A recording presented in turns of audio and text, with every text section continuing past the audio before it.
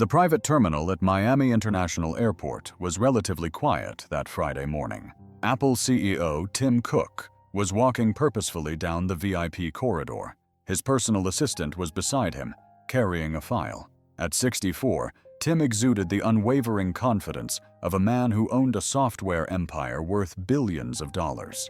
Without looking at his assistant, he asked, "Have you prepared my seat by the window?" and adjusted the cuffs of his custom-made Italian suit. "Yes, sir," replied his assistant, accustomed to his boss's meticulous demands. "Don't forget to click the subscribe button on our channel. It only takes a second, and if you like the story, don't forget to like the video and leave a comment." Now let's continue the story. Tim hated commercial flights even in first class, but his meeting in Chicago was too important to wait for his private jet to return from maintenance. After boarding first class, he settled into his spacious leather seat, pleased to see no one sitting next to him. Perhaps he was lucky. That hope did not last for long. When the rest of the first-class passengers began boarding, Tim noticed an African-American man approaching with a low-brimmed cap and discreet sports ear. The man checked his ticket and stopped beside Tim. "I think I am 2B," he said with a polite smile. Tim barely lifted his eyes from his tablet. "Are you sure you are in first class?" he asked in a condescending tone that made several heads turn. "Yes, sir," replied the man calmly, stowing a small bag in the overhead compartment. "It looks like they've let anyone into first class today," murmured Tim, loud enough to be heard. "Standards are really falling." A flight attendant quickly approached. "Any problem, gentlemen?" "Just checking to see if my travel companion is in the correct seat," said Tim. "He doesn't match the typical first-class profile." "Mr. Butler is in the correct seat," confirmed the attendant with a tense smile before moving away. The man sat silently, ignoring the remark. Two passengers in the row behind exchanged surprised glances, and an executive discreetly took out her cell phone. "Did you win that ticket in some sort of lottery?"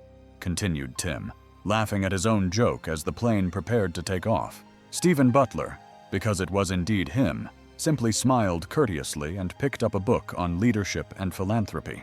"No, sir. I'm just traveling to a charitable event in Ness, York." When the drinks were served, Tim made a brisk movement, spilling his whiskey on Butler's arm. "Oops. Accidents happen," he said with a superficial apology. It was then that a passenger 2 rows ahead turned around in disbelief. "Man, do you know who you are talking to? This is Stephen Butler, one of the greatest basketball players in history."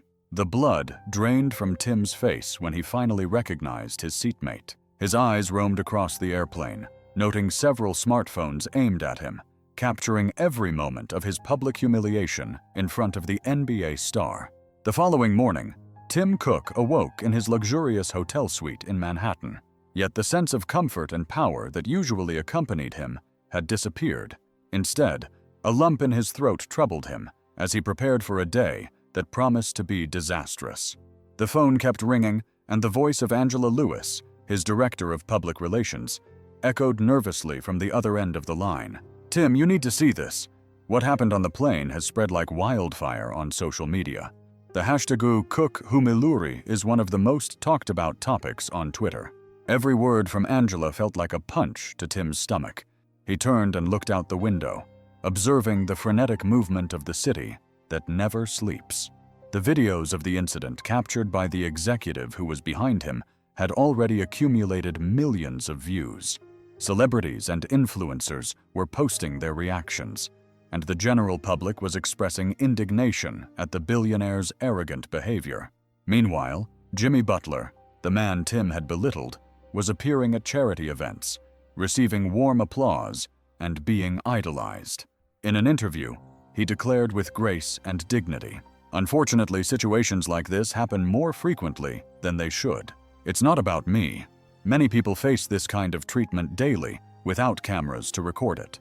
Butler's ability to transform a negative moment into a powerful message only increased his popularity. While Tim was becoming the villain of the story, the technology conference in which he was scheduled to be the keynote speaker sent an email informing him that his participation was canceled due to concerns over the event's security. The shares of Apple, which had already been affected by rumors of problems within the company, plummeted by 12% at market open. Tim found himself surrounded by a perfect storm. Important clients began rethinking their contracts, and one of the company's largest investors made it clear that he no longer wanted to associate his name with the firm. The arrogance that had once granted him power was now turning into an unbearable weight. The situation only worsened when he returned to the hotel after a frustrating meeting with the crisis team. A group of journalists awaited him in the lobby, and Tim felt the pressure mounting. With the image of his company in ruins, he could not escape the vicious cycle he had created. What troubled him even more, however, was knowing that his 19-year-old daughter, a social media specialist, was being targeted with jokes and hostility because of his behavior. The phone rang again, and Tim's heart sank upon seeing her name appear on the screen. "Dad, I can't take this anymore. My friends are saying horrible things to me. Why did you do that?" Her voice was choked, and Tim felt a deep pain. I didn't know who he was. It wasn't my intention." He began to justify, but he realized there was no way to defend himself. His words sounded empty and meaningless. He hung up, feeling more isolated than ever. That night, while watching the incessant coverage of the incident on television, Tim saw an image of Jimmy Butler speaking about respect and dignity. A commentator accurately summarized the situation. "When you publicly humiliate one of America's most respected and beloved figures, prepare for the consequences." Desperate, Tim turned off the TV. Reality hit him hard. For the first time in his life, his money and influence could not solve his problem.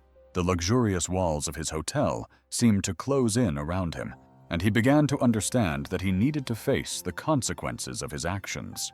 6 days after the incident on the plane, Tim Cook found himself in a place he never imagined, the waiting room of a crisis management firm. The environment was filled with consultants and specialists, all discussing strategies to save his image and that of Apple.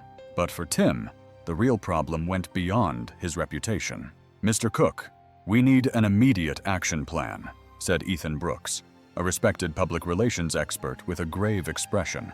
"However, the issue is not just about image. It's about character. What you did was unacceptable."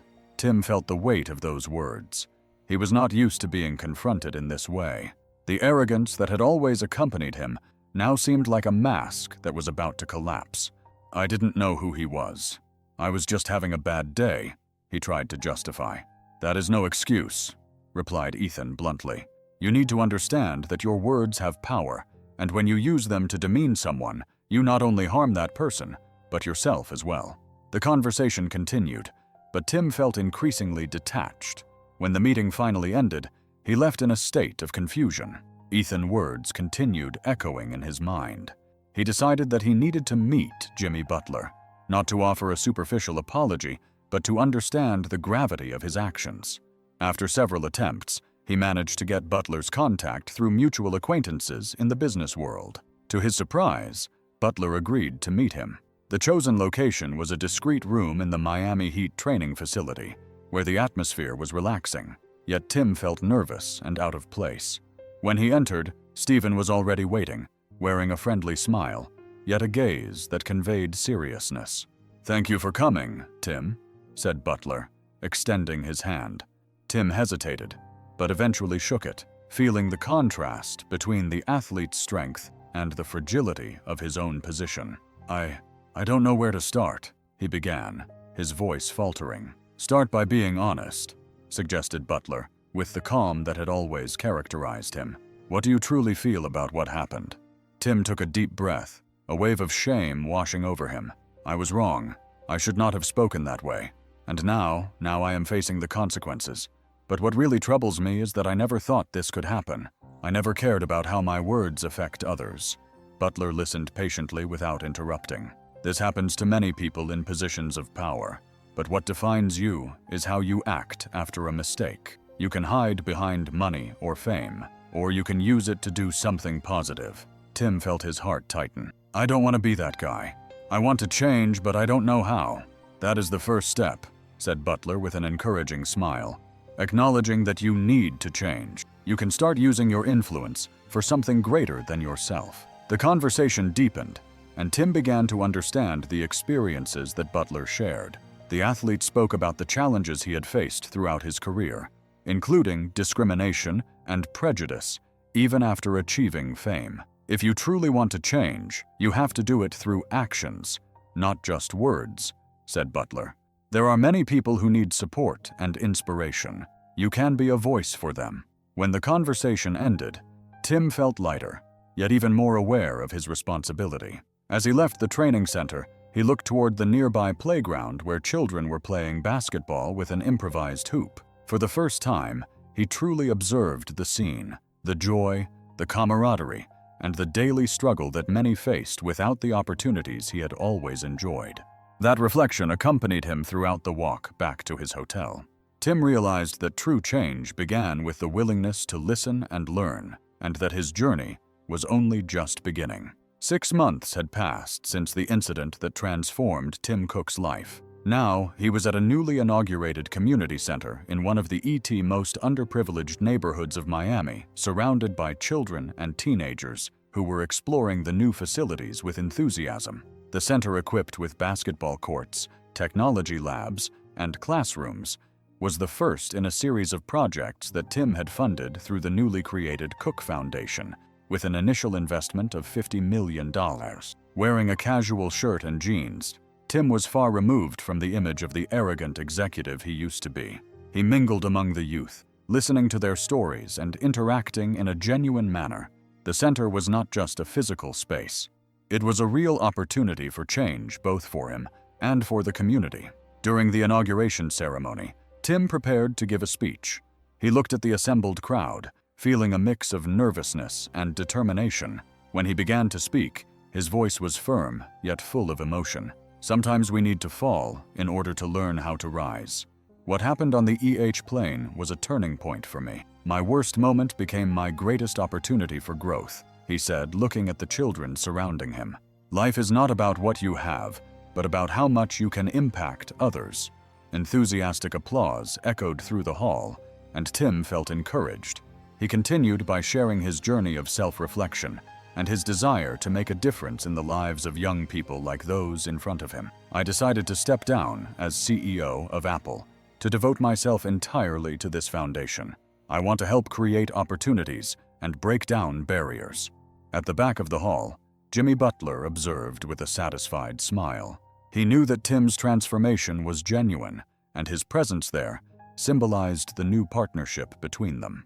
When his turn came to speak, Butler shared his vision of the importance of investing in communities and the responsibility we all have to support those around us.